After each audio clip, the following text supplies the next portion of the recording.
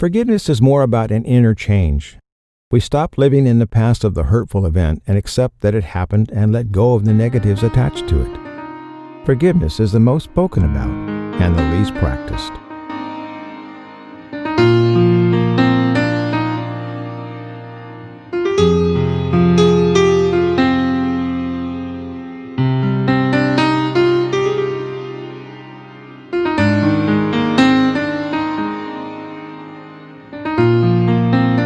Benjamin Franklin said, "Everything that hurts, instruct." We all grow wiser from our experiences when we acknowledge the lessons learned. The process may involve you to do things which you may have never done earlier, or even if you have done it, you may be asked to do it differently. Of course, it is not an easy process, as you may experience a lot of unpleasant emotions in the process. This may happen, as it may trigger similar emotions while you are trying to work on it. But eventually, you will free yourself from that grip, and trust me, you will feel a lot more liberated. It is imperative to release your resentful thoughts and burdens so that you can create space for new experiences and emotions. If you have tried forgiving oneself or others and failed in the past, we would like to help you with a few simple guiding processes to try again. Forgiveness is widely divided into forgiving oneself and forgiving others. And though it may sound similar, it is not the same.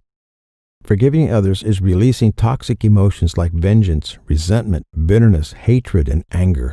And forgiving oneself is releasing toxic emotions like guilt, shame, disappointments, unworthiness, regret, and self-loathing.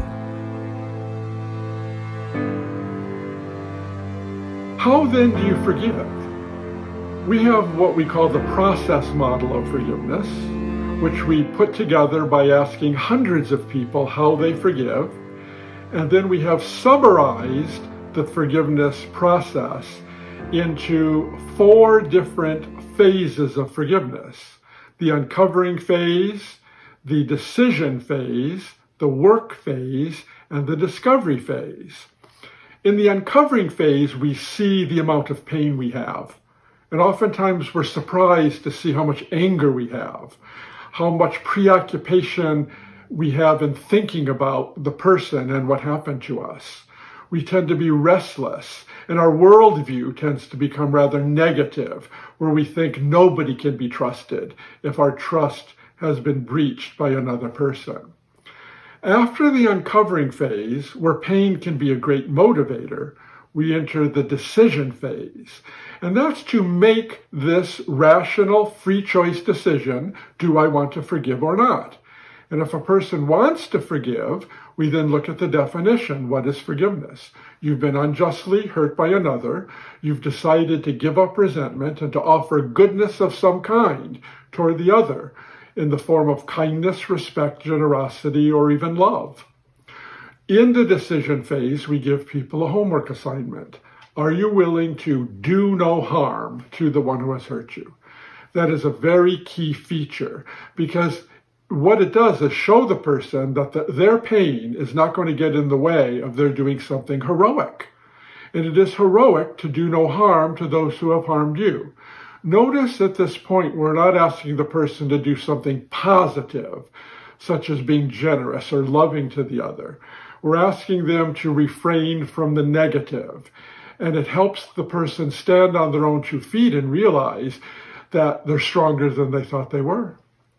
Then we enter the work phase of forgiving, where we first start with thinking, because it's easier to think than to feel toward another person. And the thinking is basically to first see the other person who's hurt you in a much wider context than their action against us, because we tend to stereotype people by their actions.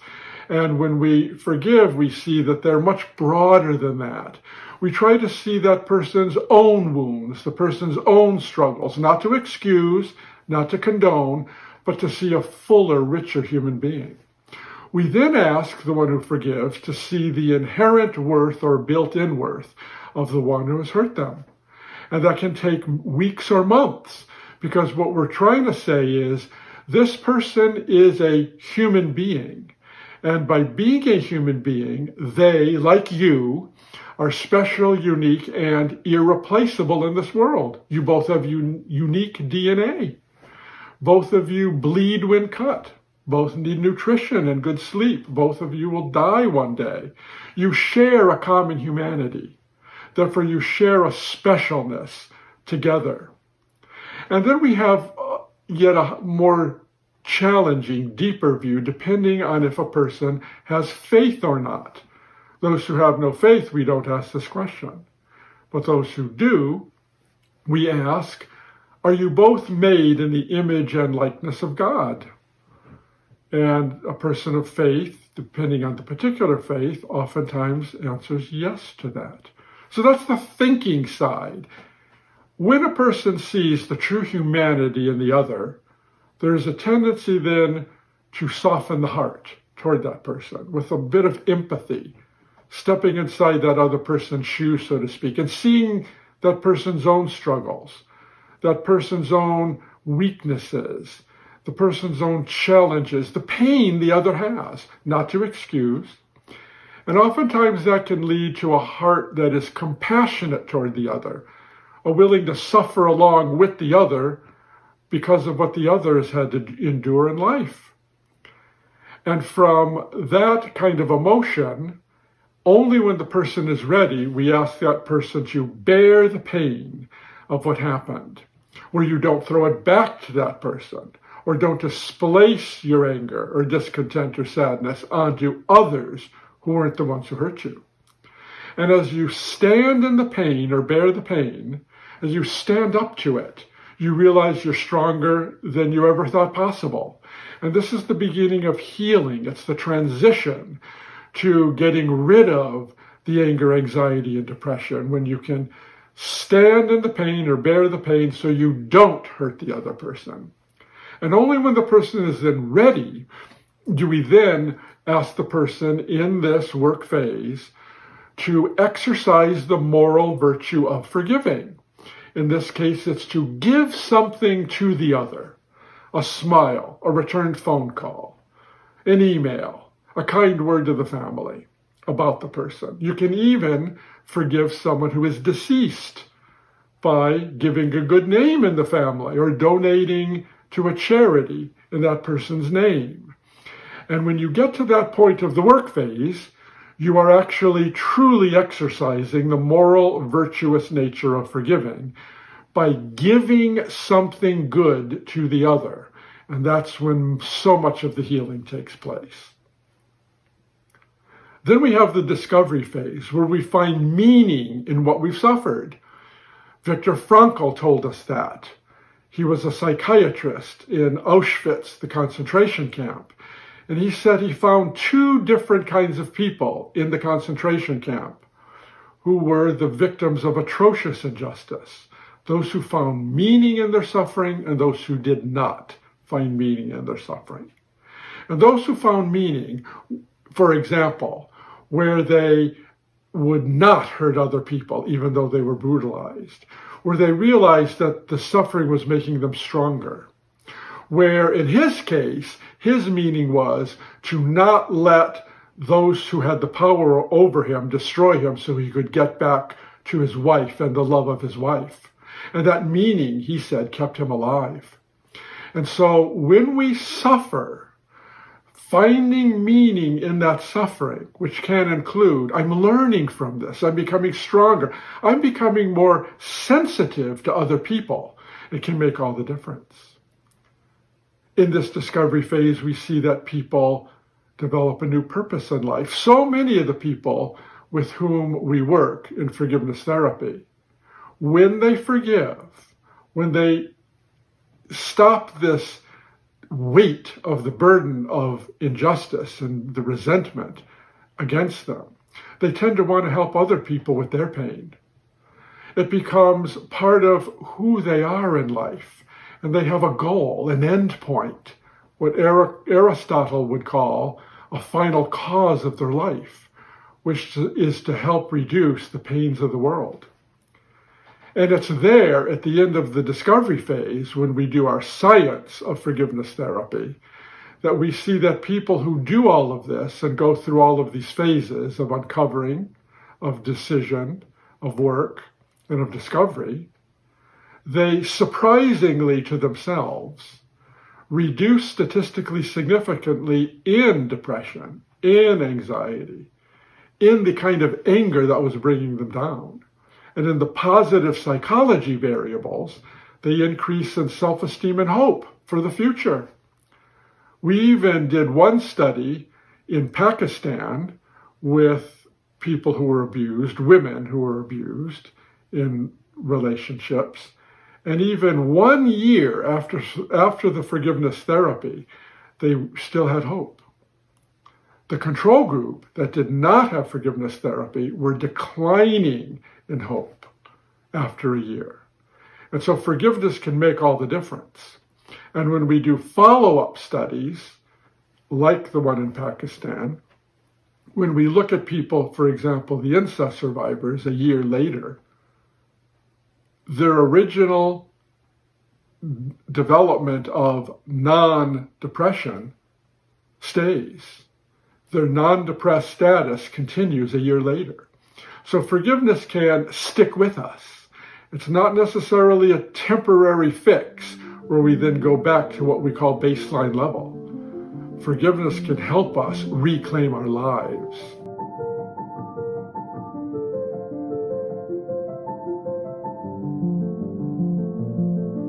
My colleague Everett Worthington uses a model that he calls the R.E.A.C.H forgiveness model. We have developed a model to help people who want to forgive, able to forgive more effectively and perhaps faster than they might just on their own. Now, obviously, before science started to look at forgiveness, people forgave successfully for thousands and thousands of years. So this is not rocket science, but this really helps us if we want to forgive, to be able to forgive faster and more efficiently.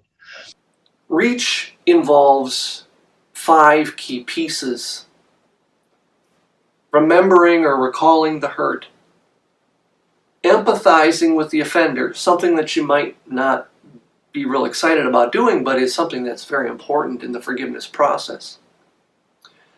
Giving what he calls an altruistic gift of forgiveness, committing to forgiveness, and holding on in the long term. Now that's a great model. It's been studied many times and has a lot of good scientific evidence showing that it does indeed increase people's ability to forgive. So the first step is to recall the hurt. So obviously, if I'm denying that this bothers me, I'm not going to forgive. I've got to face this head on. And so I want to recall the hurt, but I want to recall the hurt in a way that doesn't keep rehearsing it again and again in the same way. Because obviously, if it hasn't gotten better in the first 50 times of rehearsing this event, it's not going to get better at trial 51. Now, think about the hurt, but try to think about it maybe more from the other person's perspective. E is empathize with the person who hurt you. And the reason I want to do that is because I want to use that empathy to be able to emotionally replace that negative resentment and bitterness with a more positive emotion toward the person, and understanding where they're coming from helps. Now, I could also replace that emotion with sympathy. I might get to the place where I say, well, frankly, I can't empathize with this person. I can't understand how anybody could do something so terrible. But I can still feel sympathy for this person, that this person, I wish I could do something that, help them. I can feel compassion for them. I might even feel some kind of non-possessive love for them in a kind of altruistic way. So that second step, which is the step that most people spend the most time working with, is to emotionally replace the negative with the positive, to empathize or sympathize or feel compassion or love for the person. So what happens then is we get to a third step that is to give an altruistic or an unselfish gift of forgiveness. It's altruistic because if a person hurts me, they don't deserve to be forgiven. This is a gift that I give to them. And so, so I do this out of the goodness of my heart, not because they deserve to get this gift. And then I commit to the forgiveness that I experienced. So I am able to say, I have, gotten rid of 90% of my negative feelings toward this person. And the reason I do that is so that it will help me hold on to this forgiveness whenever I doubt that I've forgiven. So this model, once we've learned it, is something that people can use again and again to deepen the amount of forgiveness they have or to apply to all kinds of new events in their life. Likewise, my colleague Frederic Luskin uses something he calls the forgive for good model.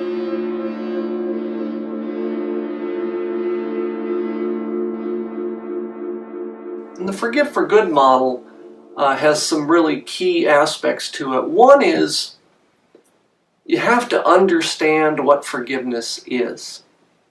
A lot of times people get forgiveness confused with justice, and they say, hey, if I forgive someone, then I'm really just letting them off the hook. And that's not really the way we think about forgiveness.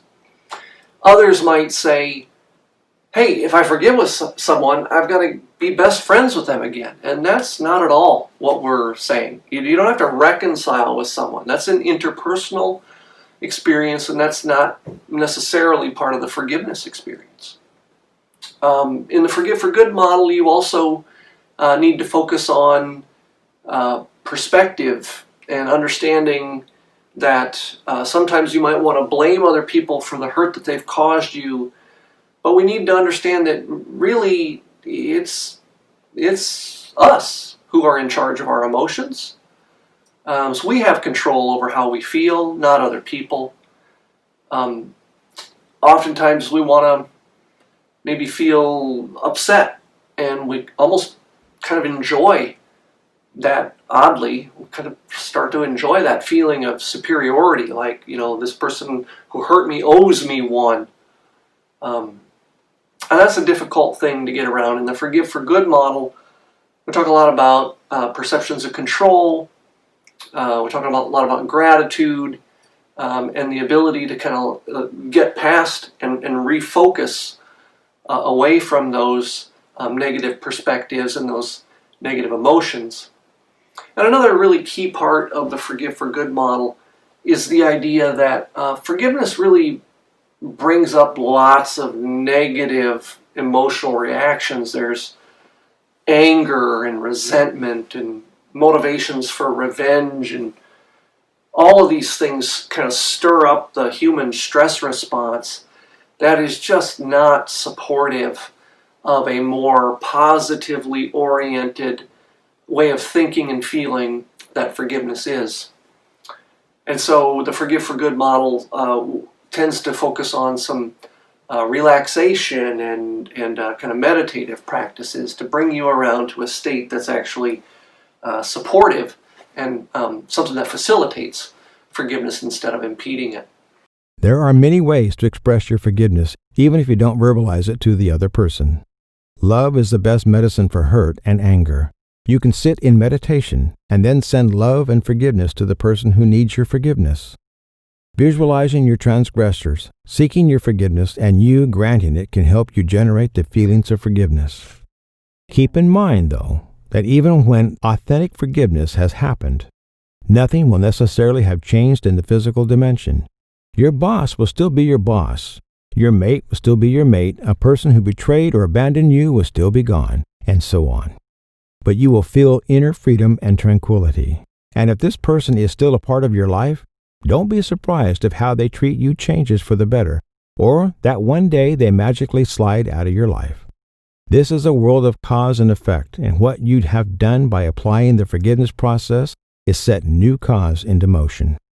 That means there will be some effect in your human experience in response to that cause. The beautiful thing is, the memory of what happened will no longer haunt you. You'll never be triggered to relive it again as if it were happening right now, and you'll never recreate that same lesson delivered by somebody else because the lesson is already learned.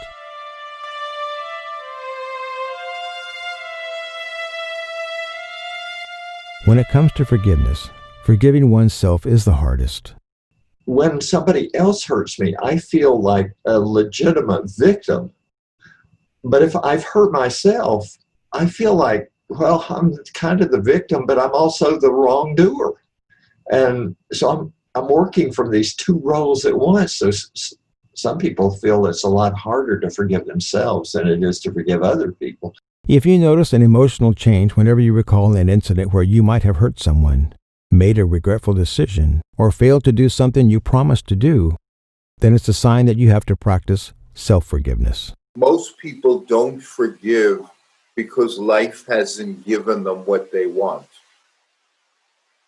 You have to shift the narrative a little to, well, what do I owe life? Or what is life asking of me? And life is asking of me to move on. But as long as we're stuck in the consciousness of what do I expect from life, we can stay bitter forever. Whatever we've done, it's because of uncomfortable feelings that we have. Something painful inside of us, some fear, some uncomfortable feeling has driven us to make bad choices and take action that we regret. And really the best way to handle that is to give ourselves permission to think more clearly, treat ourselves with more love, and then we will tend to make better choices and do better things and treat other people better. When you want to, though, legitimately forgive yourself for something where you know you've harmed somebody else and yourself,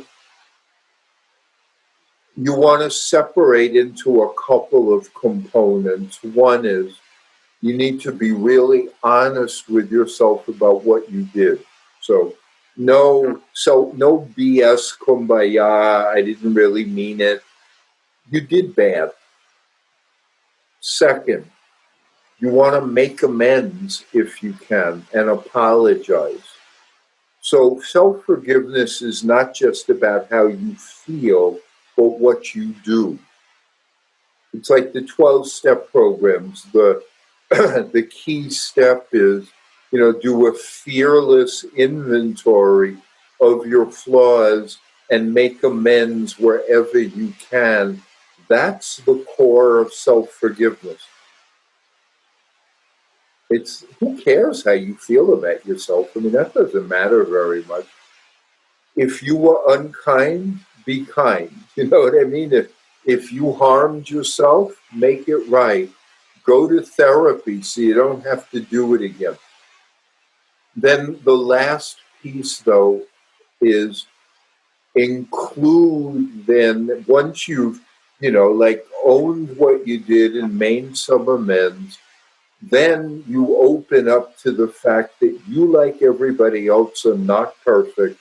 You do a lot of good stuff. You do some not so good stuff. You're like everybody else, a package. And that's when you can forgive yourself. You don't ignore the harm you did. You acknowledge it. You try to make it right. You open up to a fuller picture of yourself, and then you let it go. You don't need to beat yourself up for 20 years. Forgiving yourself for the ways you have hurt or harmed others will probably be the hardest thing that you will ever have to do in order to heal your shame and guilt. But self-forgiveness can become a milestone in your life to rid yourself of debilitating shame and guilt, especially if you have experienced abuse. If you were abused as a child and then repeated the cycle of abuse with your own children, it is vital that you gain some self-understanding about this. An important step in self-forgiveness is becoming accountable for one's own actions and taking 100% responsibility for your life. Blaming others will shift the responsibility of fixing your problem to others. The truth is that others are not committed to fix your problem. Blaming oneself will not let you fix your problem either, because you are dwelling in the victimhood of helplessness when you are blaming yourself. Self-forgiveness comes from a place of self-understanding and self-acceptance. Humans make mistakes.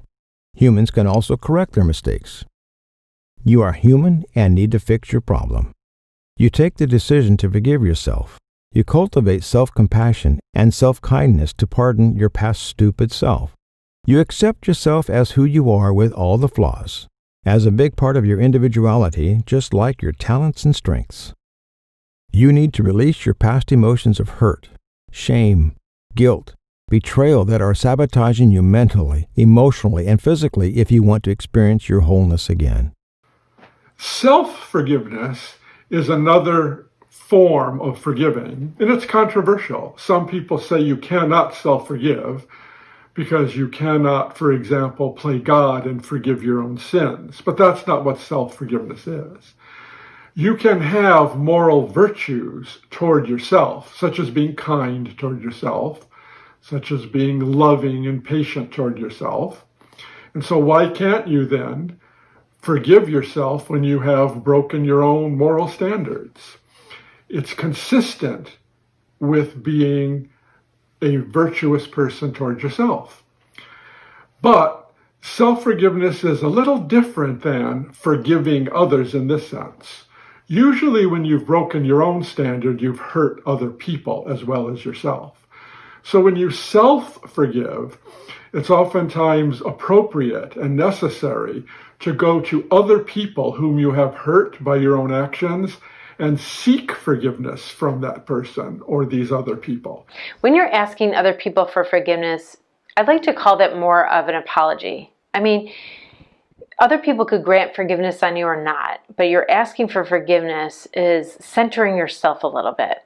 And so you really want to, if you've hurt somebody or think you've hurt somebody, then you want to apologize. So the focus is not trying to get someone to forgive you. The focus is centering them. And so apologizing, acknowledging what you did and how it might have hurt them and the consequences of that. Because you want to restore that integrity. You want to acknowledge, not like, I'm sorry you felt bad. Don't do that. You want to say, I'm sorry I did this because I could imagine how it must have hurt and you didn't deserve that at all. And I wish I could take it back and do it again. But I'm very, very, very sorry. So the other person is centered, not you. Because you're explaining what you think of the consequences to them are of what happened. And that's how that works. So when you self-forgive, you are welcoming yourself back into the human community. You are seeing that you have an inherent worth that should not be taken away from you because of your actions. And you try to be kind to yourself when you self-forgive. But you don't leave it there. You then go to others and you seek forgiveness from them. One model that I want to talk a little bit about is a model that we developed a few years ago that we have tested and does indeed help people to feel more self-forgiveness. This model starts with the ABCs of self-forgiveness.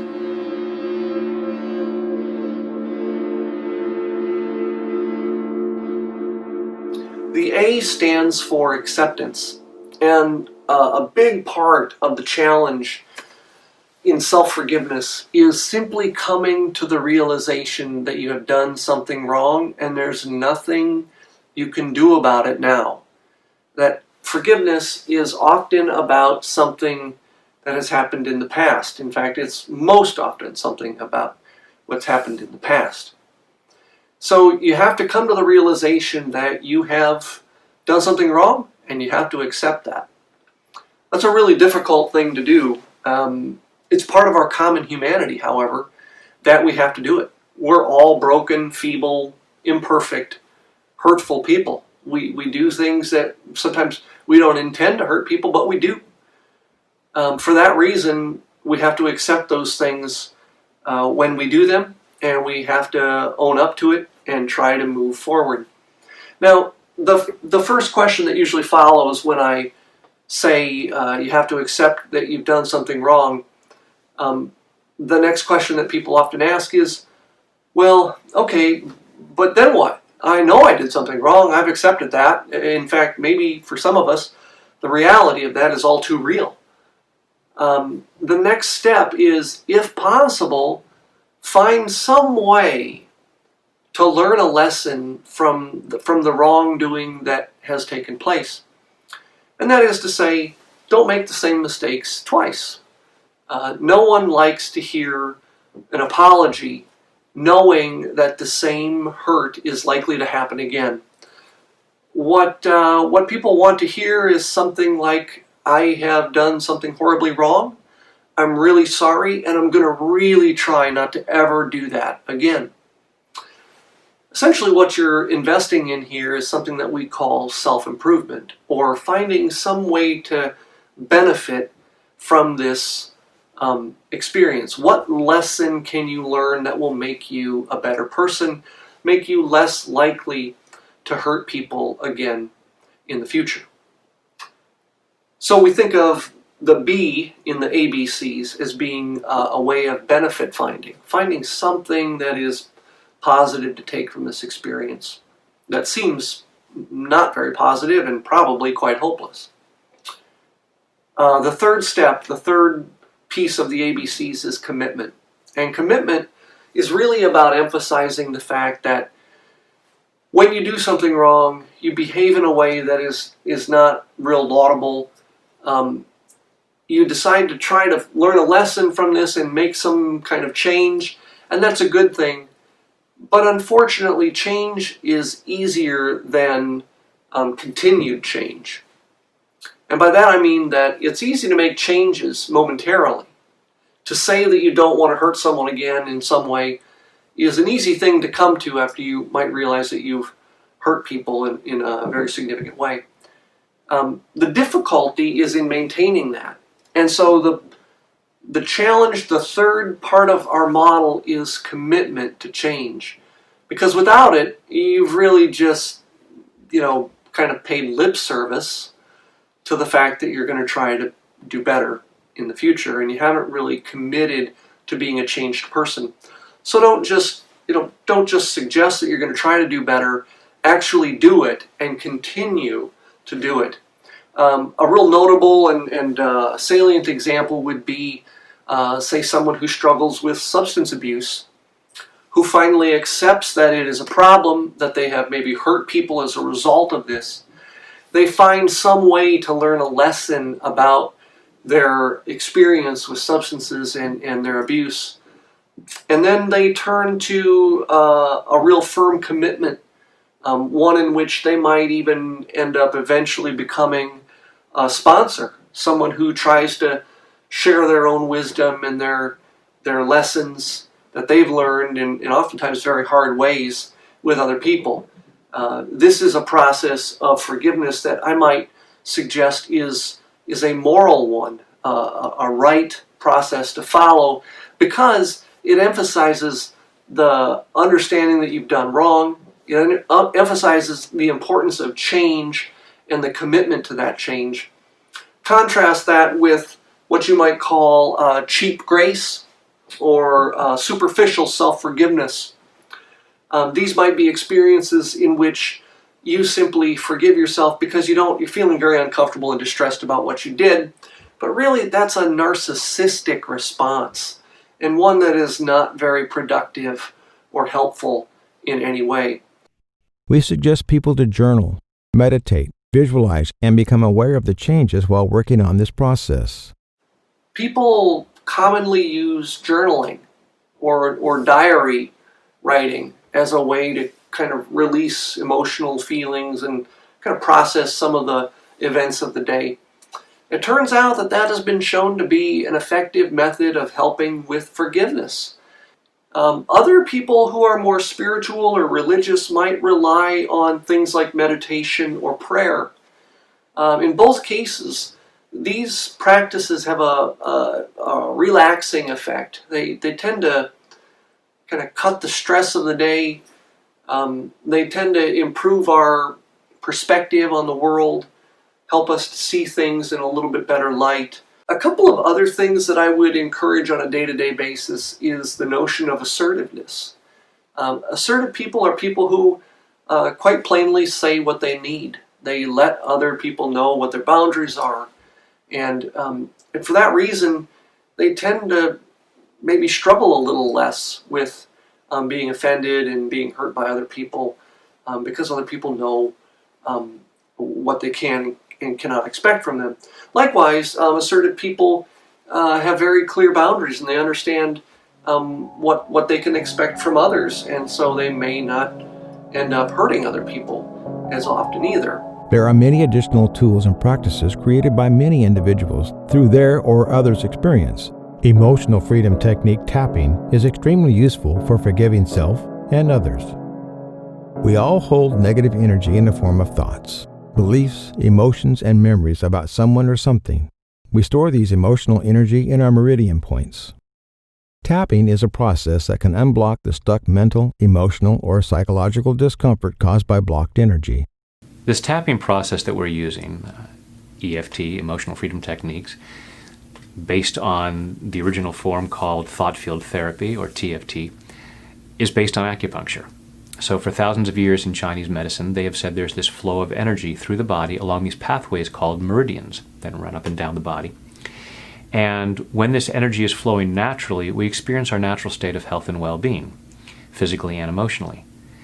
And then when something happens to disturb this energy or get it stuck, we don't think so well, we don't feel so good, and that causes us to make poor choices.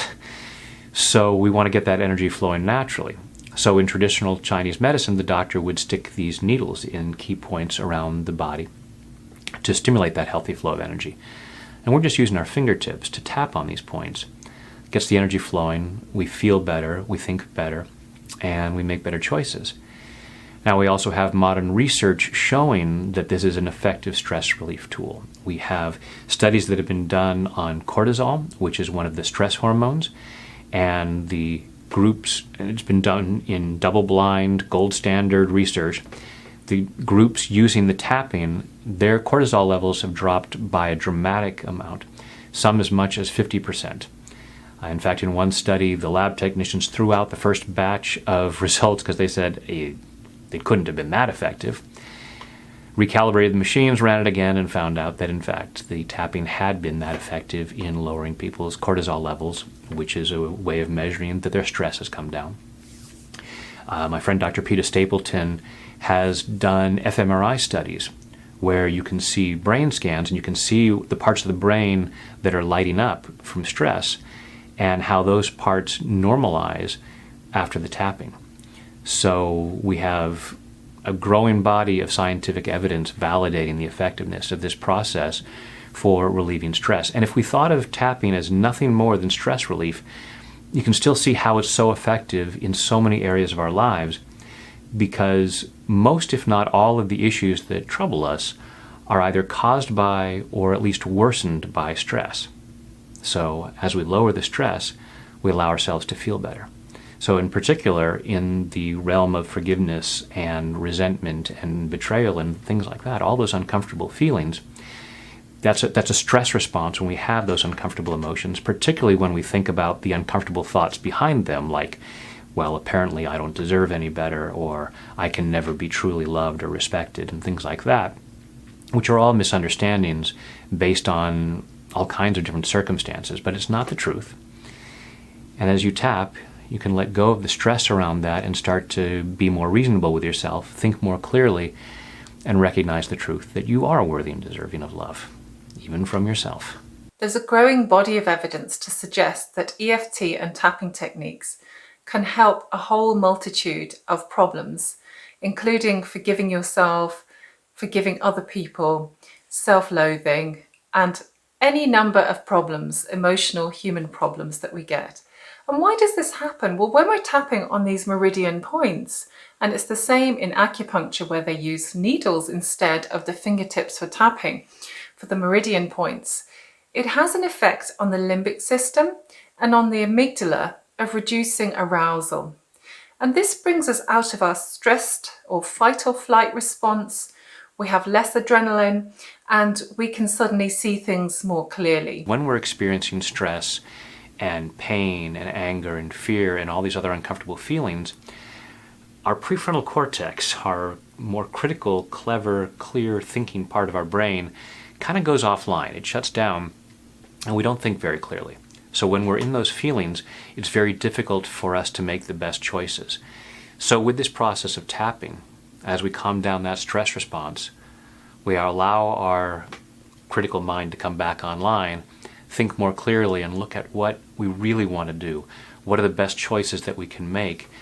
How can I move to this place of forgiveness? By tapping on specific meridian points on the body and speaking aloud the thoughts and feelings that we hold, we can stimulate and clear the systems in our body that store blocked energy. When I'm working with a client on an issue like this, if there's something that they've done that they're trying to forgive themselves for, whether it's a harm they've done to themselves or to someone else, I'll ask them to first check in. Generally, I'll say, close your eyes, take a deep breath, and then check in with what you're feeling inside. Because we so often try to just think our feelings. What am I thinking? And just doing it in talking about it. And I like to ask people to go inside and feel where in their body they are resisting forgiveness. And I always try to do it from a compassionate standpoint. I like to say that self-sabotage is simply misguided self-love. So even the pain of depriving ourselves of forgiveness is an act of self-love because there's a part of us that says it's necessary. It is necessary in order to be a good person. It is necessary in order to be acceptable. So having the person close their eyes and go inside and see where that feeling is, and looking at, why do I feel I need to hold on to this anger towards myself, this resentment, or towards another person? Knowing where in your body it is, on a scale of 0 to 10, how strong is it? And then we'll start doing the tapping with whatever wording is coming up. Maybe it is a feeling of, well, I need to punish myself. I can't feel better until I've sufficiently punished myself. Or if I allow myself to forgive myself, I'll probably go and do it again. So I would have them tapping on, even though I need to punish myself, or even though I'm afraid that if I forgive myself, I'll go do more harm. And then we'll tap through on those phrases and exploring what the different beliefs might be behind that and why we might feel that we need to hang on to that resentment, that anger, that self-punishment. And as we allow ourselves to clear out the stress around that, we start to find how, wow, actually, setting myself free and loving myself is probably the best course and is going to lead me to much better action. Using tapping for self-forgiveness can take many different forms and approaches, depending on what the symptoms are, depending on the approach of the practitioner, and of what's going on for the client. But generally speaking, the suggestion from Sylvia Hartman is always to start with de-stressing, no matter what the problem is. So you can rate your stress levels on a scale and then start to look at de-stressing, because if you're very, very stressed, it's hard to get to the issue anyway. So if you start by lowering stress levels, and that could be done with a very simple round of choosing a phrase or word that you find calming. So for some people, it might be the word peace, or relax, or calm, or it might even be a color. You can be very, very creative with tapping and modern energy tapping. So you can choose the word or phrase that really works for you and really hits the nail on the head. So starting off the session with de-stressing, and then you might look at what sort of symptoms the client is experiencing. So if they need to forgive themselves, is it that their thoughts are in a loop and they're constantly going over something they've done wrong? And if so, what way is this impacting on their life? And bringing it back to the words and phrases again. So it's a type of brainstorming. So if you can get to the crux of what the person is saying to themselves, either consciously or in the subconscious mind, which can come up through when you're doing the tapping, you can access the subconscious mind more easily because you're more in a more relaxed state. and you start to become aware of those things that are hidden or more deeply buried in a nice, relaxing and safe way. In working with someone who has been hurt or betrayed by someone else, I would again have them close their eyes, take a deep breath, check inside, and notice where they're feeling it first. Notice how intense that is, and on a scale of 0 to 10, how strong that might be. And then I'd ask them to see what kind of beliefs are coming up around that. What is the thought behind the uncomfortable feeling? That I'm not worthy of love, that I'm not worthy of respect, whatever it might be. Because when we're upset about something, it's generally about us. If someone is a jerk, well, we don't like that, but it doesn't cause us a lot of pain unless it's towards us and we feel that it means something about us. So I'd look at where that belief is about why we need to hang on to that pain. And so it might look something like this, asking that person to be aware of where that pain is, where they feel it in their body, and on a scale of 0 to 10, how strong that is. And then we do this. Even though I've been hurt, I choose to love and accept myself. Even though I've been hurt, I choose to love and honor myself. Even though I've been hurt, and it's really painful, and it brings up a lot of beliefs and a lot of uncomfortable thoughts. And even though I've been hurt,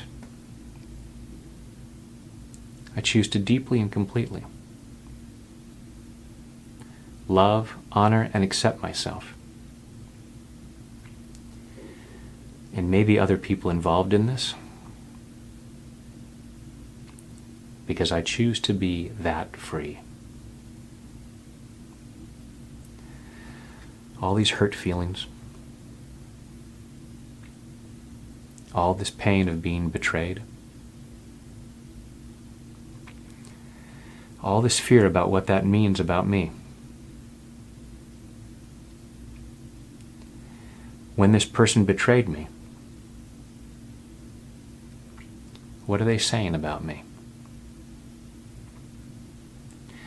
It feels like they're telling me that I'm not good enough, that I'm not worthy and deserving of respect, that I'm not worthy and deserving of love. And it's really painful to hear that. And part of my mind says, that's the only possible explanation for their behavior. That I don't deserve better. And I choose to clear that nonsense. This isn't about me. This is about them. And it's painful. And I'm honoring my feelings. Because I do deserve to be treated with love and respect. And so I'm treating myself with love and respect by honoring my feelings. I'm also giving myself permission to process them. Because I don't want to stay in this painful place. I choose to heal. And part of me might say, that's going to lead to forgiveness. And they don't deserve to be forgiven. I need to be angry. I should be angry. And I have a right to be angry. I have a right to be at peace too. And I don't have to rush that. But I don't have to stay in pain for a long time. And why would I want to? Maybe I believe it'll teach the other person a lesson. Sure, I'll have to suffer in the process, but at least I know it'll cause them pain too. And actually, I don't know that. And maybe part of me says, I need to stay in pain to teach myself a lesson. If I make this good and painful, I'll find a way to protect myself from it happening again. And I choose to clear that belief.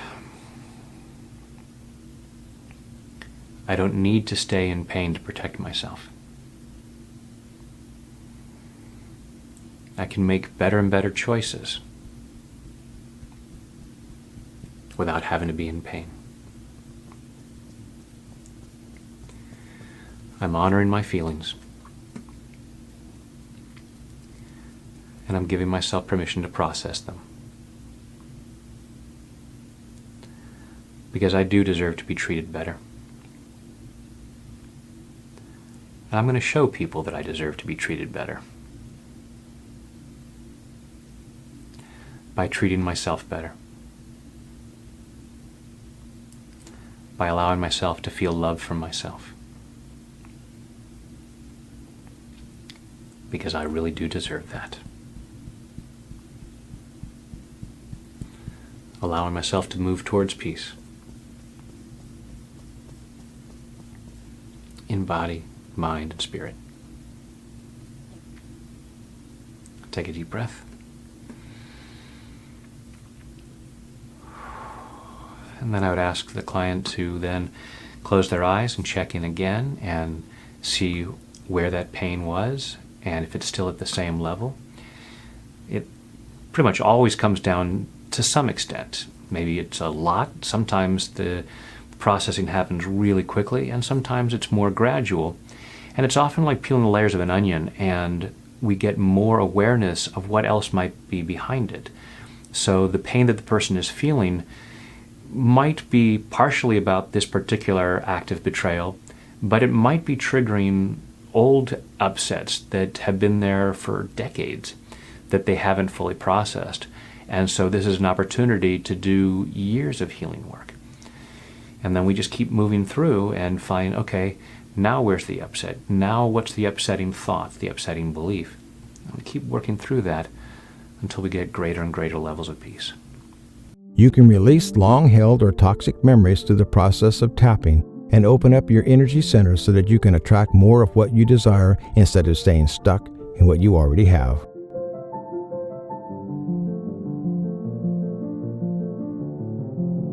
Ho'oponopono.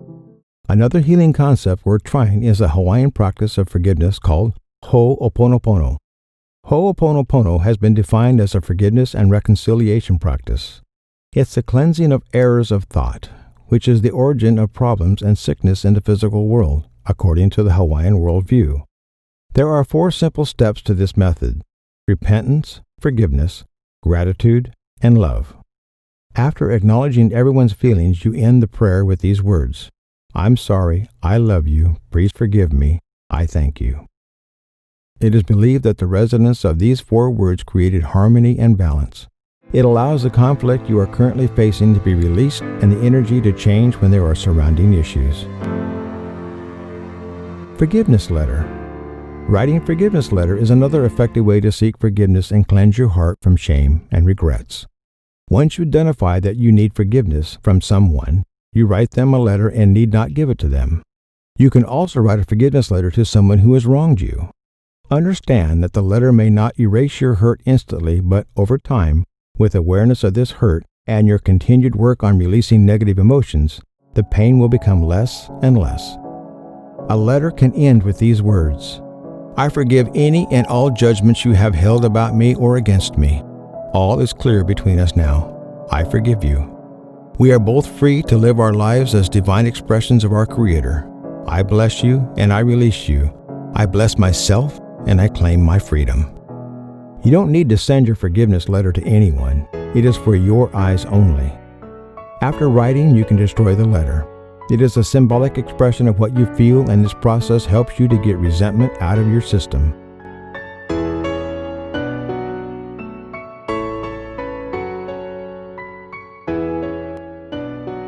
Loving kindness meditation. Another way to practice forgiveness is through the traditional Buddhist practice, which is loving kindness meditation. Before beginning the meditation practice of sending loving kindness to all beings, we first silently ask forgiveness of anyone we may have harmed, intentionally or unintentionally. Even this basic gesture of asking forgiveness softens our heart. We can further open to the possibility of being forgiven by reflecting on specific people we may have harmed and silently asking their forgiveness. During loving kindness meditation, you focus benevolent and loving energy toward yourself and others.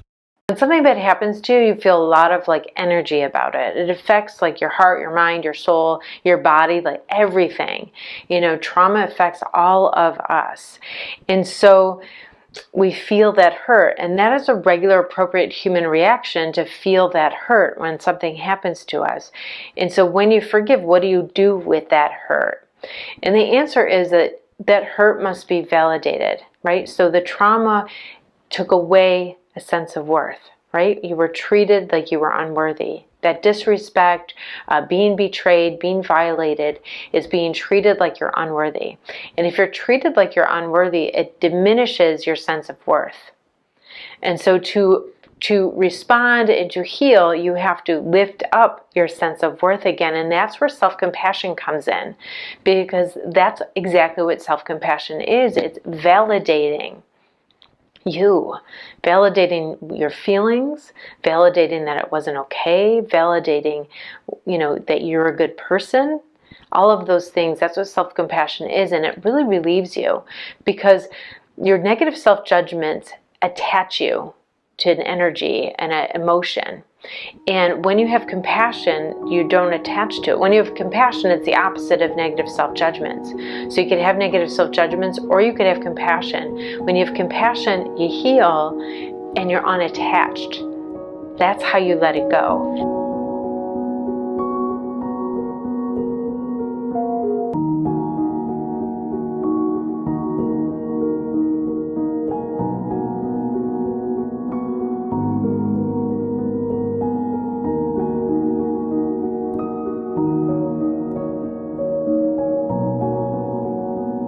Because it seems to me that at the end of the day, we are at a crossroads in life where we can leave a legacy of our own bitterness to our family or a legacy of love to our family. If we can persist in forgiving, where we can develop more kind hearts, generous hearts, and even loving hearts, and we can pass this to our children, the children may in fact pass that to their own children, who may pass it to their own children. And the love you leave in this world, the legacy of your love, could be alive and well 100 years from now, when you're long gone. You will have left something of great importance in this world when you persist in your forgiving and give that to your own offspring, your own partner, your own family, your own loved ones. Because you see, love literally never dies. Love continues. Think for a moment of something that your mother did for you when you were 5 years old, when you were hurt and maybe she hugged you and rocked you. That's still with you now when I bring that up. That love is alive. And the kind of love that you have now can indeed be given to your children, so it's alive in them. and so your love will never die. And that's something to keep in mind when you are even at the crossroads of forgiving or not. Should I continue to shake my fist at those who've treated me unjustly? Should I continue to shake my fist at the world? Will the world be better off, and will you be better off with the clenched fist? Maybe you can open that fist with a hand that says, come up out of the pit of destruction. Come out of that pit and join me equally as human beings, where we can actually mend together that which was broken, so we can live together in harmony. And I know of nothing in this world that can help us to mend that which is broken in relationships than forgiveness. In our life, we need to seek and serve forgiveness to others. An unforgiving heart is heavy with the burdens of the past hurts and resentment. To feel emotionally lighter again, you need to unload the burdens you have been carrying all through your life. The heaviest burden you carry are the regrets of your past. Your past may not be kind to you, but you need to forgive your past decisions, past choices, actions, and consequences that have hurt you deeply. Instead of living with shame and regrets, you need to let go of the past. The only true way to create a more loving, productive, and fulfilling life is by forgiving the past. Releasing the past restores us to the full energy of the present moment. Everything we do and experience in life is born from the energy we carry. People and experiences show up in response to the conscious and unconscious energetic invitations we issue. If you want a different future, you need to let go of the past. Remember, the past does not equal the future. Begin a new journey by forgiving yourself and others.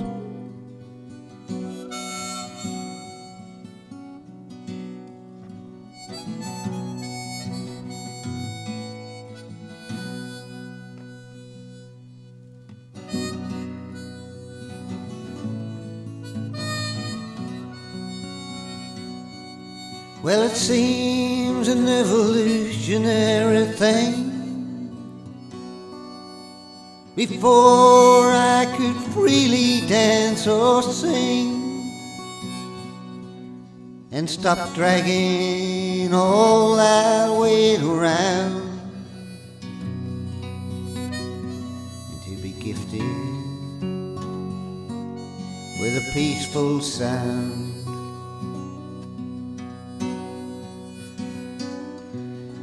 I didn't know you at all.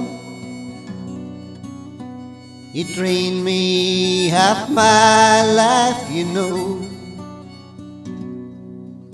There in every waking moment, what made me let you go? That wicked, corroding thread was woven subtly in my head to weave the narrow, peaceless thoughts and the unreal battles daily fought.